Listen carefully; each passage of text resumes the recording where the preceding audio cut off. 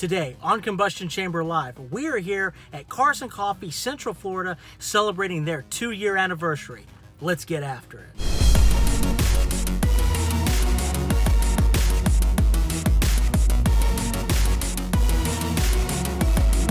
All right, we are getting things started off right this morning with a massive Porsche turnout here. So you've got all different generations and years and packages, and one of my favorite cars is actually here today, and it is a Porsche. And I think it'll look very familiar to some of y'all here on the show. But lots of great stuff out here today. I mean, I was surprised to see this many Porsches. I mean, it's a 2-year anniversary, which is great. That's pretty cool. So we go down here, we check out, I mean, we got a whole variety of different Porsches. You know, GTS cars and things like that. But as we make our way down here, we'll check out the exotics, and then we'll check out a Porsche that I think you'll like. Maserati here, GT. We've had one of these on the show. It was a hardtop, not a convertible. Nice car. Ferrari 488 GTB. Very popular row of cars right here, right now. A nice Jaguar here. Now let's spin around here. I make that joke all the time about Toyota. And we've got this awesome Huracan Spider in a really unique kind of yellow color. I don't know what it's called. It's the only Lamborghini I've seen painted in this particular color. And you come in here, and it's got that accent yellow stitching. It's got the press or short fiber carbon around the air vents right there. So it's not a woven sheet of carbon fiber, it's just little pieces, for lack of a better term. But great looking car. Love the wheels on it. Really nice. Nice car. But right here, if you watch the show, then you've seen this GT3 RS on the track and in one of our episodes. So this was a lot of fun to drive. It was a blast. It's probably one of my favorite cars that I've driven, and to be in it while on the track at Sebring was a lot of fun. And if you're unaware of that particular episode, subscribe to our channel. You'll see our professionally shot episodes where we don't just shoot with a little camera like this for car show stuff, but we have a crew, a team, a very good team that puts stuff together. And you can see this whole car right here is pretty decked out. And yes, the wing is functional. The owner actually does track this car and really knows how to drive. And it was a real blast shooting this episode. And then we spin around here, another Lamborghini Huracan. Nice car. There's some more of that short fiber material there, and the naturally aspirated V10. So there's red accents and red calipers that run throughout this entire vehicle. Pretty neat stuff.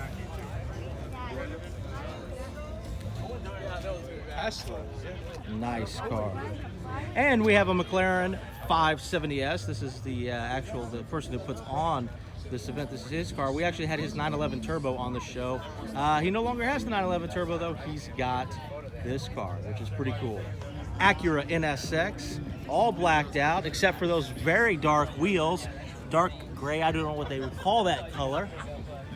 But what do y'all think of this car? I know it's very different than what the NSX used to be. Do you like it? Do you love it? Let us know in the comment section down below. And if you like what you see, hit that subscribe button and bell icon for instant notifications when we go live with new episodes. We're also on Instagram, Facebook, and Twitter. And a gorgeous Porsche Panamera Turbo. And I told you there's a ton of Porsche out here today. And I'm not sure why that is. Maybe it's just because it's the anniversary, but that's okay. I've grown to really love these cars quite a lot. And we come in here and we've got a nice, clean, luxurious interior. A few less buttons than I'm normally accustomed to in a Porsche, but a great looking car. Love the blue with the brushed silver wheels there. Very nice stuff. And we come down here, we've got more Porsche, and we've got a nice Bentley here. Pretty dramatic styled one at that. Would like to get you a shot of the interior, but the windows are so tinted, all you'd see is my reflection. We don't want to see that. A Ferrari 458 Italia, really nice car. Rode in one of these. We actually had one on an episode, a very important tribute episode. I'll link to that at the end of this episode of the title cards. You can check that out. The second generation Audi R8, very nice cars. And I'm going to take a stab and say this is a rear wheel drive car. Now, we've kind of talked about how you can identify an all-wheel or rear-wheel drive Lamborghini Huracan by some styling cues. So this was pointed out to me by somebody else who has the rear-wheel drive Audi. And typically when this is painted, it is not the exposed carbon fiber. That's one of the visual cues to let you know that this is a rear-wheel drive car. Now, can someone paint it anyways? Sure. So this could be all-wheel drive.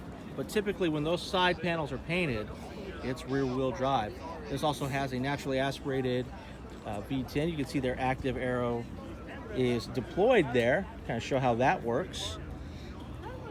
And right next to it, we've got a Lamborghini Murcielago with an aftermarket spoiler on it. I've never seen that before. Well, at least on that kind of style. And right here, so this is a naturally aspirated V12 engine. It's an all-wheel drive car. And we've talked about active aero before on the show, and this is an example of it. These are currently in their up position, but they can go up, down, and articulate to let more air into systems that need cooling. So really love the body style of the Murcielago. I think it's pretty timeless. It's interesting to see people do custom stuff with them. A lot of them keep them bone stock, really. But there's also a really unique green color that not too many came in that I love. The guy from Vin Wiki just got one. But it's a great looking car. And we come here, we got another 570S. And if I'm not mistaken, this orange color in this package is supposed to be pretty rare and unique. So, but regardless, it's beautiful. So, and McLaren really makes just outstanding cars. So a really nice interior, but a little bit more subdued than you'd find in maybe your Lamborghinis. Still very clean, very nice. Right here we got another Maserati GT, a great car, powered by a V8 that actually is sourced from Ferrari. And we had one of these on our show. It was really nice drive, nice owner too, good guy. And here we've got a ZR1 Corvette in a really kind of unique pearlescent kind of gray color. I don't know what you'd call it. But really, these are fantastic cars. I had the pleasure of driving one that actually had been tuned to 900 horsepower.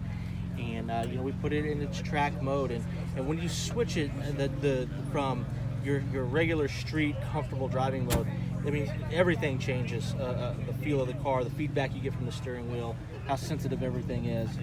A really good car for the Corvette lineage. And we come over here, we've got an awesome MG. I love these cars. I believe this is a mid-50s right here. I don't know exact years. Well, there you go. There we go. 1955. So what I like about these cars is just the styling. These are cruiser cars. These aren't hot rods. You're not going to do burnouts in them, but they're just nice looking British cars. And of course, I've told you all several times, my grandmother was British before moving to the great state of Texas. So, I have a thing for British cars and things like that. You see me with my Aston Martin hats. But this car is really good looking. And I love the gauge cluster, and this is really just in fantastic shape. That's a good looking car. That'd be a nice cruiser, but look how just nice the styling is. Got your spare tire on the back right there. Yeah, that's a good looking car. Let's come around here. And we've got a classic Jaguar here. No, not right now. 1954. Now I've driven modern Jaguars, but not too many of the classics. I've driven two F-types with the supercharged 5-liter V8, the coupe and the convertible. But I love classic Jaguars as well. I love the big elongated front there. Of course, in the 60s, you had the E-Type with that huge clamshell front. Right there, you got your goggles and your gloves. you see on old racing photos. And both of these cars came in together, and they're in excellent condition.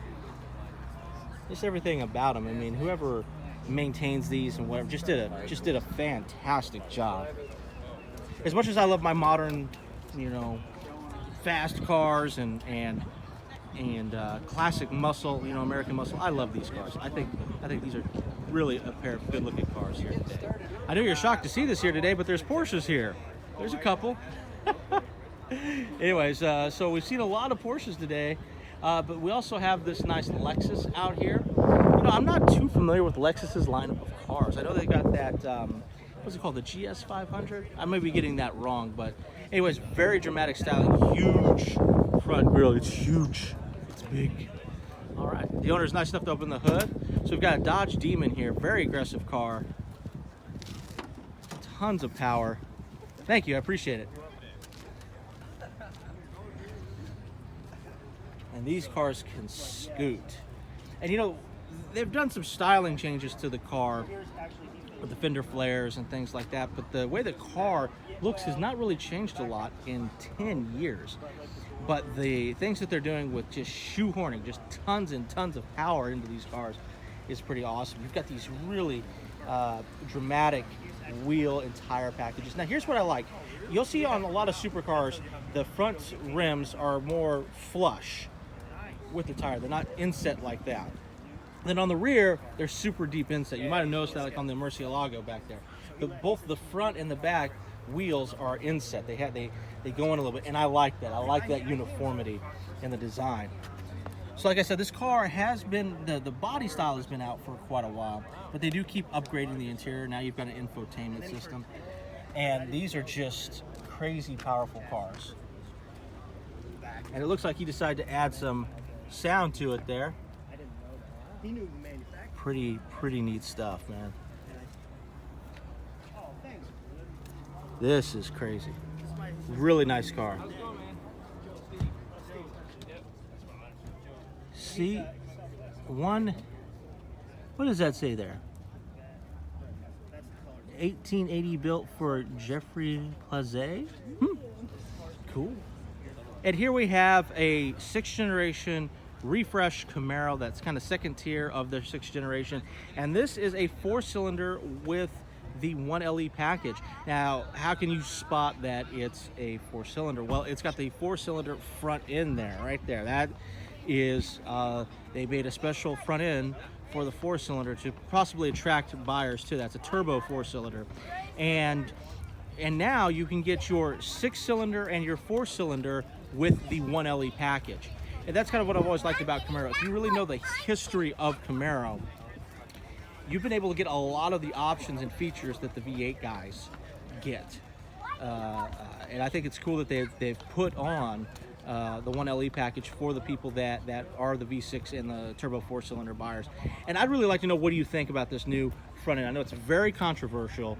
Some people love it, some people hate it, some people are indifferent to it. I can tell you though that last year Camaro sales dropped 25%. That's a big number.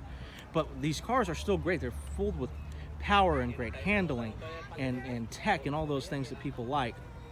So, and to give you a little history on Camaro, in the 4th generation, you used to be able to get, it was called the Y87 package, which was only for the V6s, but it gave the, I think it was sway bars, exhaust, steering ratio of a Z28. At that time, the Z28 was not a sort of track car. It was one of the V8 levels. It was the V6, the Z28, and then the Super Sport. So that's kind of what is neat about Chevrolet and GM when it comes to the Camaro history, is they've actually made it pretty accessible for people to get some of those packages that are normally associated with V8s. Because let's face it, some people, if you're under 25, insurance costs will kill you, so you have to get a 4 or a 6-cylinder. We have ourselves a Volkswagen GTI here. Pretty wicked. It's got the carbon fiber Volkswagen logo there. I heard these scoot pretty well. I've never driven one. Maybe we should get something like that on the show. Got a Mustang move in here. Going back in there. big time custom Jeep here. Lots of aftermarket accessories. A really gorgeous green Mercedes-Benz SUV. I'm not a big SUV guy per se, but I love the green on this. I think it's a pretty dramatic looking vehicle. And this sort of, I don't know what you'd call it, but this matte silver on this four-door here, really beautiful car. Good looking car, real dramatic styling, love it. Hey, we got a Ford hatchback here. The guys who drive these are pretty big fans, and they have a loyal following, but they're not being made anymore, at least not for the American market. And we come down here, we got a Pontiac G8, which was sold in Australia originally as a Holden Commodore. It is powered by a 6-liter, 400 horsepower LS2 engine. It is rear-wheel drive. It does scoot. They are fun. And like I said, the engine and transmission, which I've said in previous videos, is from America, but the car is actually designed and put together in Australia. Of course, this one probably has well over 400 horsepower because of the aftermarket exhaust system. And if I'm not mistaken, is that I assume that's an aftermarket air box of some kind. I thought the air came down over here, you know, right in this area that would come off like my GTO, but I could be mistaken about that. But definitely aftermarket things have been applied to this car. Got a 7th generation Corvette Stingray. I actually got two of them. You got the V8 here, as if they come with any other engine, and a supercharged V8. I don't think GM's going to put a turbo 4 in a Corvette anytime soon. So really great cars. Although I'm really anxious to see what GM is going to do with the rear engine Corvette. Some bums, bug covered GTO. We don't need to talk about that guy. For those of you that are new, that's my car. Really nice C10 pickup here, powered by modern LS engine with a big turbo on it. That's pretty cool, man. Interesting. It has, it's got additional power, and it's nice and it's clean. It actually has exhaust, you know, the exhaust manifold as opposed to headers. That's interesting. I wonder why they went with that, just down that particular route. Usually, you know, you got an LS engine, you know, everyone's like headers and pipe and all that. So, got your intercooler right here. Pretty neat stuff. And it looks like, oh, you know, the paint's all messed up. No, this is coated. A lot of people are doing this. It's a big thing right now where it looks like it's I'll say faded or worn, but it's actually, you can kind of see the little bit of the sheen right there. So it's not going to waste away out here. And I think it looks kind of cool that way. Pretty clean interior, actually real nice. Got that stock AM radio there. But the sound comes from the engine. That's what you want. So here we got a customized Mustang with the vertical doors there. Pretty neat stuff. And I don't know anything about this GTI. Definitely not stock though. Interesting stuff. Huh. Pretty cool. And right here we have a Hellcat. Now this Hellcat is actually owned by someone who's been on the show, the Buick Grand National episode. That's this guy's car. Now I don't know if he still has the Grand National or not, but he has this now. And this is a good looking car. You know, it's got dramatic badging and styling that runs throughout the entire length of the vehicle. And that's the thing though, Mopar has never been a subtle car company when it comes to their muscle cars. You know, big, bright, vivid paint jobs are what they're known for. Big graphics, even back in the 60s. So, very, very cool car. Looks like it's got an LED strip of lights there, which of course we wouldn't be able to see today. But tons and tons of power. Really nice car. So I want to give a little extra attention to this 4th generation Camaro Super Sport. This is a 2002, if I remember correctly. And I've photographed this car in the past, met the owner.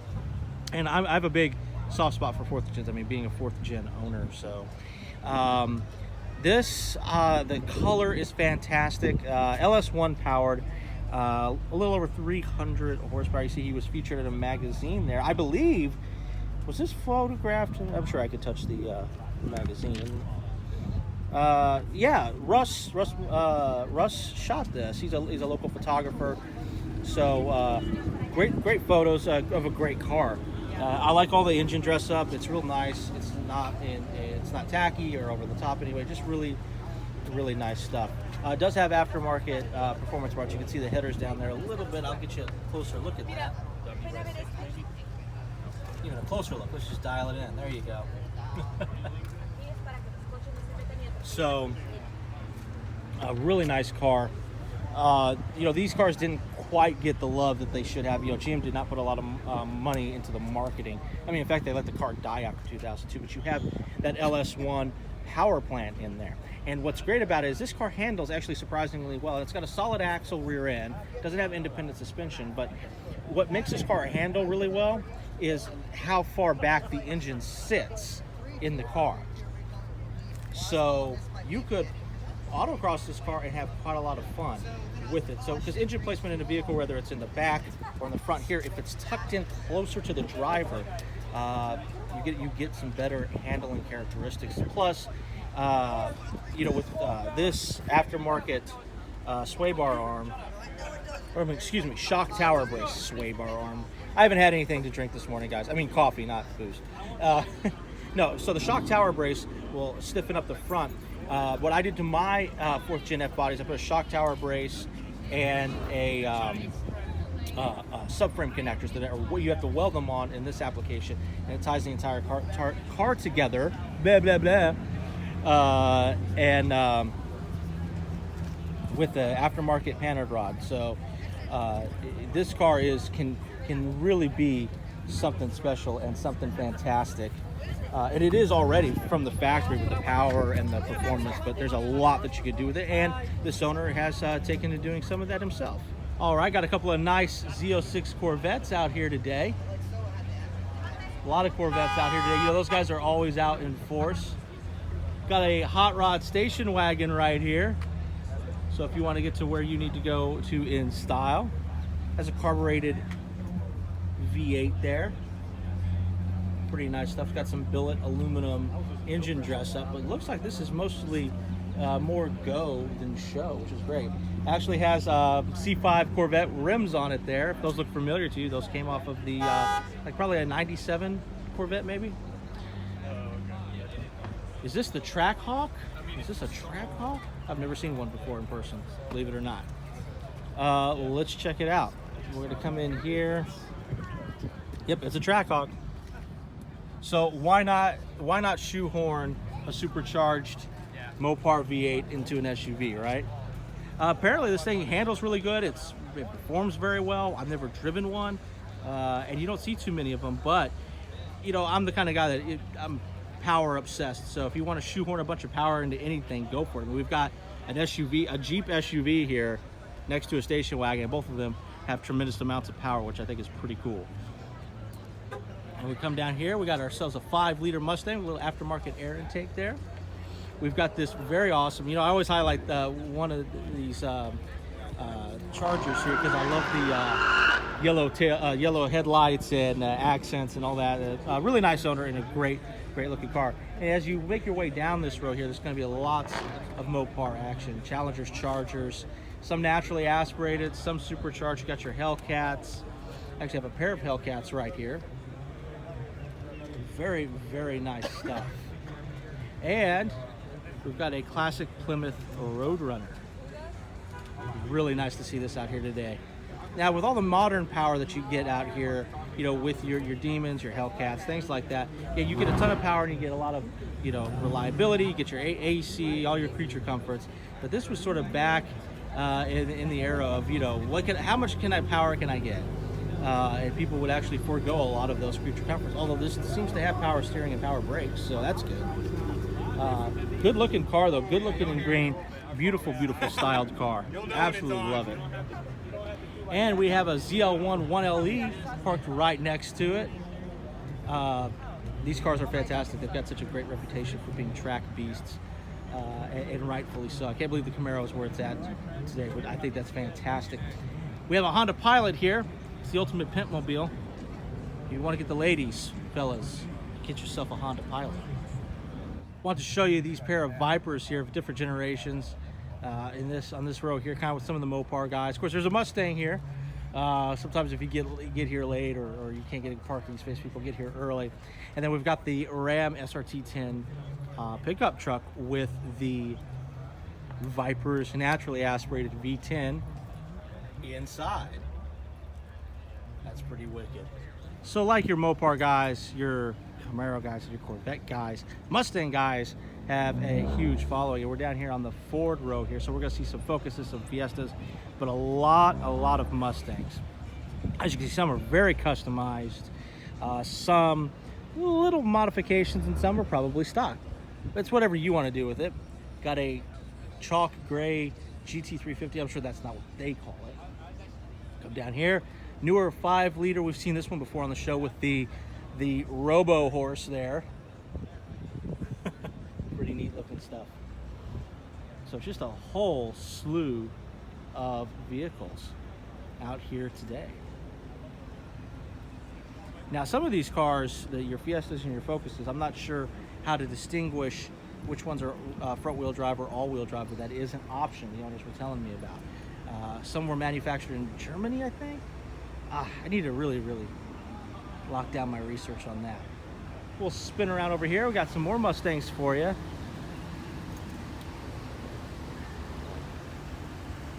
Now check this out, Cutlass Supreme. Now, what Casey? What's it doing in the Mustang room? I don't know.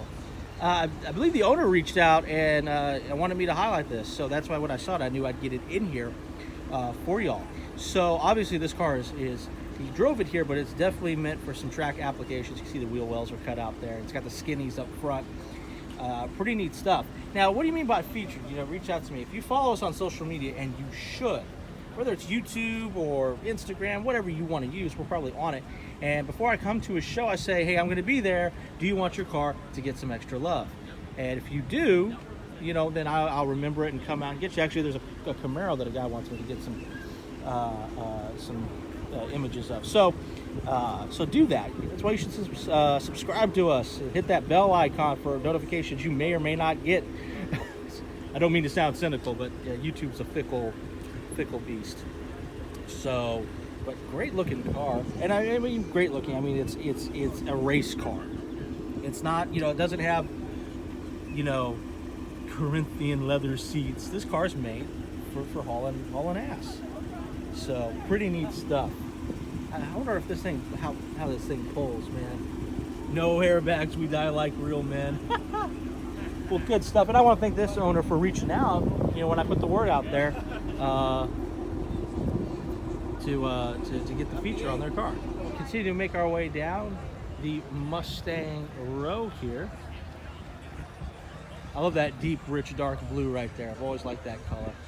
Ford has had a color or variation like that for quite some time, but still neat stuff all the way around. Some are slammed. I'm sure that's bagged. I don't think it rides that low all the time. A couple of different generation Mustangs here, and then you got your hatchbacks right next to them. Very cool stuff. So we've got Tent World out here today, and they've got the new Tesla with a really cool wrap on it. It's one of the many things that they do. Has that color shifting green and purple scheme going for it. Pretty wicked stuff. And as you make your way down here, they've got their Ford F-150 custom grille, aftermarket wheels, beautiful vivid blue paint. Good looking ride. Very aggressive looking. And we've got a flashback here, late 70s or early 80s Corvette. It's got the graphics that run down the side. Definitely a car of its time. I actually like the rims quite a lot. A whole slew of Corvettes out here today. A lot of your 7th generation cars. So you've got your Z06s, your regular V8 packaged cars. Now this car right here, obviously it's a 6th generation Camaro with a new front end styling. This is somebody that reached out to me. He said, hey, feature my car if you can. Looks like he's got an aftermarket arrow that runs along the front of the car, down the side. And this is the 1LE package. There we go. So like I said about the 4-cylinder, it was over there with the redesigned front end. What do you think about the current design of the Camaro, both the 4-cylinder front end and this V8 front end. Now this has, like I said, the 1LE track package, like that other car had over there. It's usually annotated by the black or matte black hood and black wheels and black spoiler out back there. So yeah, let me know what you think. And like I said, hit that subscribe button, bell icon for notifications if YouTube decides to send it to you. The best thing you could probably do is bookmark the page and come back to it. Or check us out on social media. I do post when new videos are going to go live. So, very cool stuff. What do you think about the new front end? I'd really like to know your thoughts. Now here we've got a 5th generation Camaro 1LE, Super Sport obviously with the V8, right next to the Super Sport Chevy truck there, the Intimidator Silverado vehicle. Now I don't know, I know a little bit about these. I mean, I know they come with a lot of power, sport suspension, obviously different styling. Certain parts are painted where they're not on other vehicles. You've got those big chrome 5-spoke wheels. Pretty neat stuff. Vortec V8. That looks like he's got an aftermarket bow tie there with the neon green SS with the carbon fiber underneath it. Pretty cool stuff. You know, you don't see a lot of these actually. You know, I mean, people liked them, they got them, but they just it's not something I see a lot at car shows. It's got a little spoiler there on the back. Got the sunroof there. I don't know if the sunroof was stock, but this one has it. Wow, it's primer with blue. Probably a work in progress, but that's okay. Most cars are a constant work in progress and a constant money drain. You know what's really cool is I just noticed as I'm walking up to this vehicle, do you see those old school knobs and buttons there? Obviously, this dash has been it's a custom piece of aluminum. It looks like they've done, you know, they've clearly done custom work to it, but they've made a space for the custom, the original knobs and buttons for, you know, your headlights and things like that. I thought that was pretty cool. So we'll see how this car progresses. But hey, you know what? It's doing the most important thing is it's on the road. It's driving. It's moving under its own power. So right here we've got a 6-cylinder Rally Sport Camaro of the 5th generation. Pretty good car. It's putting over a little over 300 horsepower. Now put that in context for you. The 2002 Z28 had about the same amount of horsepower, believe it or not. So these 6-cylinder cars are really getting after it these days. We have a ZL1 here, supercharged V8. Very nice car. This one, let's see what he's done to it. Looks like he's got a harness in there and a roll cage. So does he track it? I would hope so. Pretty neat stuff. Pretty wild how far these cars have progressed. As we make our way down, we've got a whole variety of Camaros. Used to be called the F-body with the Pontiac Firebird, but no more Pontiac. Got the hidden headlights there, kind of reminiscent of the 60s. You could get a package on your 1st generation Camaro with the hidden headlights. V8 1LE, and then a C7 Z06. Right here we have a Holden Commodore, also known in America as the Chevrolet SS. However, when this car was being imported to America, you could have the option of keeping the Holden badging on there. So that's why it's got that really wicked looking lion. It's powered by an LS3 engine, so you're getting over 400 horsepower stock. Of course, this has aftermarket air intake on it, as you can clearly see right there. Really neat stuff. Beautiful color. This I love these cars. We did see a Pontiac G8 that is a Commodore as well, but with a different engine and of a different generation. Independent suspension, rear-wheel drive. I mean, these are power sedans. These have the ability of taking on and outperforming many of your European sedans. I think it's fantastic. It's a shame that Holden is no longer in business as a car manufacturer, but merely an importer now, which is actually how they started. Still not a fan though of that decision, but a big fan of the cars. These are very comfortable, very luxurious. You see some out here that are stock, which is fine because, well, you've got what is it? It's 400. It's well over 400 horsepower. I know that much. Of course, this one right here is well over that stock number with the Whipple supercharger there and the headers and the aftermarket air intake there. Beautiful looking car, but look what I'm talking about. You see the lion and then you see the bow tie, so that was an option. I personally would have gone with the lion. I love the Holden brand. I love the cars. I mean, I drive a GTO, so an '04 GTO, so if that tells you anything. So it's great to see these guys out here today. And we have a Jaguar F-Type in a super subtle gold wrap here. I don't think anyone's going to notice this going down the road, which is a real shame because it's a nice car. So I've stop. You must be 18 years old to enter. So this would be the V6 version of the car. Still plenty of power, a lot of fun to drive. Now, I'll be perfectly honest with you, I haven't driven the V6. I've only driven the Coupe A V8 and the convertible V8 with that supercharged 5-liter. So, but the car is a total blast to drive, and I know the V6 is a lot of fun too. And of course, this right here is an active aero component that will up, down, articulate in various ways to produce downforce as you're going fast. So don't discount the V6 here. It'll scoot on you. Got a slick BMW i8 leaving the show. That's a shame.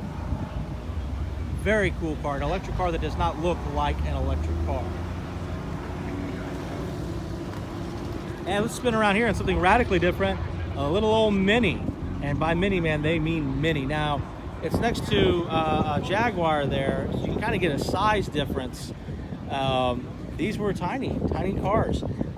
This actually has the right-hand drive on it. We'll check that out. Now, in the original Italian Job, the original movie, these are the Minis that they had in it, these size vehicles. But in the beginning of the film, they actually had a bright orange Lamborghini, why am I drawing a blank? It's one of my favorite cars. Miura, a Lamborghini Miura in the beginning of the film. So they had a whole variety of very cool cars. Some awesome British firepower here. You know, in the late 90s, I had a big thing for these cars. Of course, couldn't afford them. Probably can't afford it now. This one is in great condition. You know, one of the things that I've heard from people who work at dealerships in Jaguar is that the wood grain there cracks and kind of goes bad over time. But this is very clean and in excellent shape. So that's good to see. I've always liked its curved lines. It's just a great car. Sorry about all that wind. A classic Jaguar with that infamous clamshell hood. But what do you see? What do you see about this car that looks just a little not at all stock? Now I assume the clamshell hood is stock, but that LS engine is not. So what a lot of people do is sometimes even great car brands have bad years where reliability is not at its best. So if you want increased power and performance, a lot of people are dropping LS engines into a whole variety of things. There's even a Ferrari F360, I'm sure you've seen it online, that has an LS engine in it because he got tired of all the maintenance issues with his stock Ferrari engine. So pretty cool stuff. And what's interesting is surprisingly, a lot of GM components fit very well into some of these older Jaguars. So very excellent stuff. Come right here, got a nice, beautiful Audi RS5. I love that interior there with all that stitching on the seats. Carbon fiber accents that run throughout. We'll come around this way. At 5 cylinders. It's that what I call chalk gray. I'm sure that's not what they call it. Pretty neat looking stuff though. Very interesting. I wonder how much of this, I'm sure a lot of this has got to be custom. I don't think Audi would market something like that, but still I think it looks fantastic. And here we've got a nice turnout of some BMWs here today. And this is always one of my favorites that shows up at this particular event. It's sort of a reddish orange color. Don't know what it's called, but I think it looks really beautiful with the car's design and the brush wheels and gold calipers. So BMW's got some striking stuff in the paint department. And of course, we've got a classic BMW right here with something pretty interesting I saw on it right here. Respect your elders. But real neat classic BMW. I'm glad to see this is out here and in such great condition. And here we got this huge monster of a truck, a GMC Denali. Obviously, it's been customized just a little bit. You may not notice just by looking at it. Jam monster there. And the guys that do these, they put a lot of effort and a lot of work into them. And if you get right under here, you can see all the the chrome, the powder coating, the anodized parts. They just run throughout the vehicle here. Pretty neat. I think this truck actually looks really good in white. I like the Denali headlights there. Pretty wild stuff. And right here we got a whole lineup of awesome Nissan GTRs. Pretty neat stuff. So you've got different packages, different options, different years. This car also hasn't really changed how it looks in a very long time. But they've been making consistent changes and upgrades to the car regardless of body style. Now here's something you don't see in our area very often. You see it a lot in South Florida, Texas, California, but the trucking, the kind of lowering and bagged and all the custom work, you just don't see that a lot in this area. So it's a real treat to see this out here today. Obviously bagged, painted, just a whole variety of interesting things are done to it. Customized interior, looks like some sort of snakeskin, looks like a cowboy boot.